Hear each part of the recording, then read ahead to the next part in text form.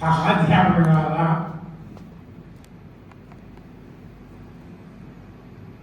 చెప్పవలసినటువంటి దాంట్లో చాలా భాగం విజయ్ బాబే చెప్పాడు.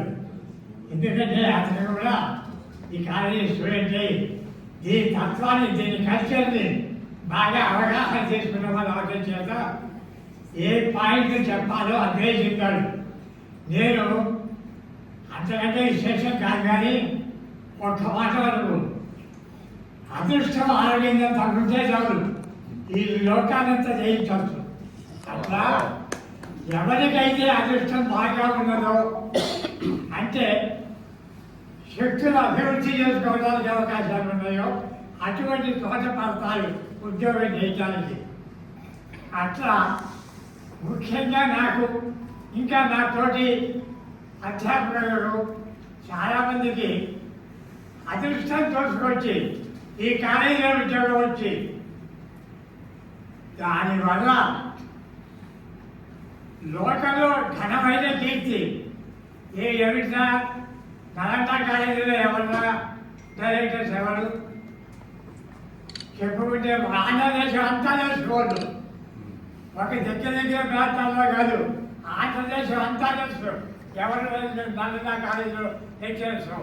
అంటే అంత ప్రసిద్ధికి ఎక్కినటువంటి వాళ్ళు ఎట్లా వచ్చింది ఆ ప్రసిద్ధి? అది నడిపేవాళ్ళు, నడిపేటువంటి వాళ్ళు ఏ విధమైనటువంటి ఆవేశాలు లేకుండా నడిపేటువంటి ఫాదర్స్. వాళ్ళ మూలంగా అంటే ఎక్కడెక్కడ చక్కగా వేలకు చదివిపోయేది అవటం చేత మేము చెప్పాము బాగానే జాగ్రత్తగా. ఒకవేళ ఎప్పుడైనా తప్పు చెబితే అది మాకు తెలిసేది. ఇప్పుడు ఎవరికి తెలియదు. మాకు వీల్చైర్ కార్పొరేషన్స్ ఉన్నాయి, వీల్చైర్ కార్పొరేషన్స్. దాంట్లో ఆ వాళ్ళలో జరిగేటువంటి ఏదో దాని మీద ఒక క్వశ్చన్కి ఆన్సర్ రాయాలి. మేము తప్పు చెప్తే ఆ తప్పు రాసేవాళ్ళు పిల్లలు. అదే ఇంత పడ్డామా అని ఎట్లా కదా చదువుకునేవాళ్ళు. ఇక డిసిప్లైన్ శైలం ఫాదర్స్ మాకు ఆదర్శంగా ఉండేవాళ్ళు.